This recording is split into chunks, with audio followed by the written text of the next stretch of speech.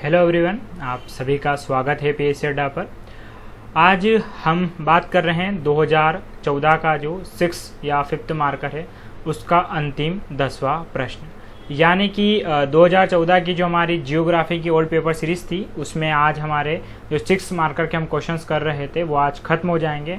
Next day से हम मिलेंगे 300 शब्द यानी कि जो 15 मार्कर है। हालांकि नए एग्जाम के हिसाब से उसे 200 में कैसे लिखना है या 11 में कैसे लिखना है ये भी मैं आपको बताने वाला हूँ। वहाँ पर हम 3 प्रश्न की चर्चा करने वाले हैं और ये आज 10वां प्रश्न है। तो मुझे जहाँ तक लगता है और जो छात्र रोज़ाना इस सीरीज़ के छात्र सीरीज के साथ में जुड़े हुए हैं उन्हें काफ़ी फ़ायदा भी मिला होगा। और बाकी नियमित रूप से बने रहिए। मेरा आपसे वादा है कि 2018 तक के जो लास्ट के क्वेश्चन है आपके 15 मार्कर वहाँ तक मैं पूरा इसको कंप्लीट करवाऊँगा। तो जो नियमित और 2014 के शुरू से 3 मार्कर से बने हुए हैं उन्हें काफ़ी फ़ायदा होगा। और बाकी जो नए हैं वो प्लेलिस्ट में जाकर देख लीजिएगा, जियोग्राफी ओल्ड पेपर सोल्यूशन, जहां पर मैंने 2014 से 18 तक के सारे जो आपके 3 मार्कर है वो कंप्लीट करवा रखे हैं। चलिए तो बढ़ते हैं हम प्रश्न की तरफ। और हमारा आज का प्रश्न है कि केरल जो है उसकी प्राकृतिक परिस्थितियों का वर्णन करना है। तो सबसे पहले आपको क्या करना है, इस प्रश्न पर गौर करना है कि पूछा क्या है, हमें लिखना है क्या है। देखिए, जब बात आ रही है कि प्राकृतिक परिस्थितियों का वर्णन करना है, इसका मतलब ये है कि वहाँ पर जो भी प्रकृति की चीज़ें हैं उन सब का हमें क्या करना है, वर्णन करना है। चाहे भौगोलिक हो, चाहे नदी, पर्वत, पठार, चाहे जो भी कृषि होती हो, जो भी बहुत सारी जो चीज़ें हैं वो सारी कैसी होनी चाहिए, प्राकृतिक रूप से होनी चाहिए। तो यहाँ पर इसमें ज़्यादा डायग्राम तो बनेगा नहीं, एक प्यारा सा डायग्राम बनेगा और वो हमें बनाना ही चाहिए कि केरल की स्थिति क्या है। तो एक प्रायद्वीपीय भारत हम बना लेंगे और इतने से में हमारा काम हो जाएगा। जस्ट 5 सेकंड का है ये। अब उसके बाद हमें लिखना क्या है वो यहाँ पर सबसे महत्वपूर्ण है। देखिए, इसमें कोई ज़्यादा डायग्राम बनेंगे नहीं, बस आपको क्या करना है, एक हम निबंध लिखते हैं, बस उसी फॉर्म में केरल में क्या क्या चीज़ें अच्छी हैं प्राकृतिक रूप से वो आपको बताना है यहाँ पर, और वही हमें इस उत्तर में लिखना है। तो इसकी हम शुरुआत करते हैं। तो भारत के 5 प्रमुख राज्यों में केरल प्राकृतिक परिस्थिति कारण एक विशेष स्थान रखता है, जिसे भगवान का घर भी कहा जाता है, जो अतिशयोक्ति नहीं है। ठीक है, यहाँ भारत के दक्षिण है ना, दक्षिणतम आएगा, यहाँ पर थोड़ा सा मिस्टेक हो गया। तो भारत के 5 दक्षिणतम या दक्षिणतम 5 प्रमुख राज्यों में केरल की एक विशेष स्थान है, जिसे भगवान का घर भी कहा जाता है। मैं पहले कह रहा हूँ कि इस उत्तर में कोई डेटा नहीं मांगा है आपसे, ठीक है, फैक्ट डेटा नहीं है। यहाँ पर सबके अपने अलग अलग विचार हो सकते हैं। यहाँ पर 10 स्टूडेंट लिखेंगे, 10 के उत्तर अलग अलग तरीके से आएंगे। हाँ, बाकी जो आप उसमें और नया डेटा जोड़ सकते हो, क्योंकि केरल के बारे में कहने को इतना है कि आप 100 शब्दों में उसे सिमट नहीं सकते हैं। चलिए, तो यहाँ पर और हम फिर आगे देखते हैं। केरल आधुनिकता के अनुसार अत्यधिक विकसित, किंतु पश्चिमी घाट के अंतिम छोर की सुंदरता अभी भी विद्यमान है, जहाँ मसालों की खेती से पूरे भारत को आपूर्ति होती है।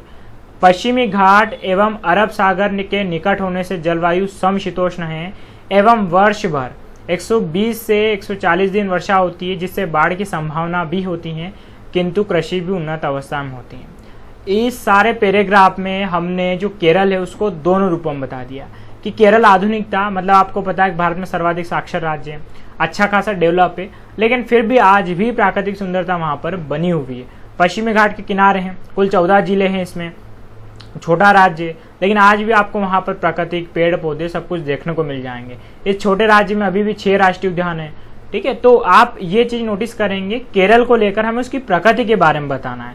तो यही यहाँ पर हमने वर्णन किया है और लगभग मसालों की खेती, पश्चिमी घाट और जलवायु समशीतोष्ण, सर्वाधिक बारिश, बहुत सारी बातें हमने लिख दी है। एक ये भी बात कही कि बाढ़ की संभावना भी है, लेकिन ये भी बता दिया कि वहाँ पर इससे कृषि क्या होती, अच्छी होती। तो ये क्या है, ये उत्तर हमें पैराग्राफ में ही लिखना रहेगा, इसमें आप पॉइंट नहीं बना सकते, बना भी ले लेकिन उत्तर में उतना मज़ा नहीं आएगा। उसके बाद केरल की 44 नदियों में 3 पूर्व की ओर, बाकी 41 अरब सागर या अनूप झीलों में मिलती है। यहाँ लेगुन झील भी एक प्रमुख विशेषता है, जिसके किनारे नारियल की खेती होती है। ठीक है, तो जैसे कि आपने कयाल का नाम सुना होगा, या मैं केरल की कुछ झीलों की बात करूँ जिसमें अनाईमुड़ी, अष्टमुड़ी, ठीक है, तो ये जो झीलें हैं इन्हीं को अनूप झील और लेगुन झील एक ही होता है, हिंदी में से अनूप झील कहते हैं।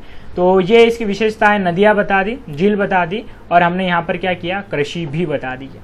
उसके बाद में अंत में हम क्या बताएंगे कि इसके अतिरिक्त वनों की अधिकता से 6 राष्ट्रीय उद्यान एवं कई वन्य जीव मात्र केरल में अवस्थित है, जैसे कि नील, ताड़। इसी के साथ हमारे जो लगभग 100 शब्दों में लिखना है ना, ऐसा नहीं कि जब आप अपने विचार रखने जाएं तो बहक जाएं और यहाँ पर केरल के बारे में 100 शब्दों से ज़्यादा लिखने चले जाएं।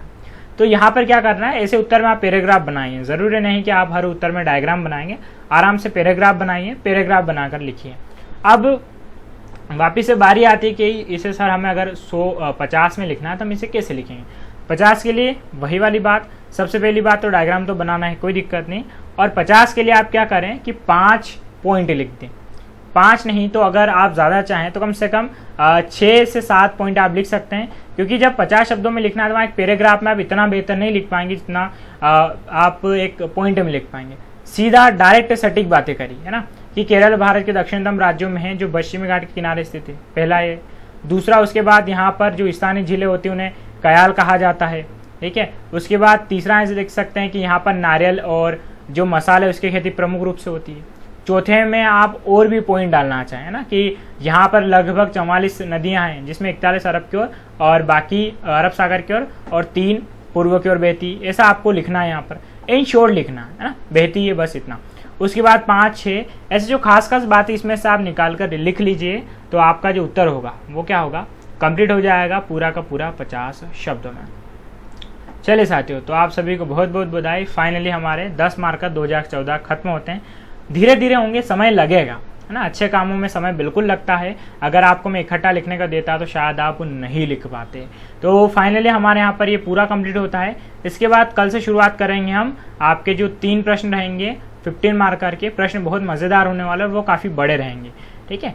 चले साथियों, तो हमारा वीडियो यहीं समाप्त होता है। मैं आपका दोस्त भूपेंद्र आपसे विदा लेता हूँ। धन्यवाद।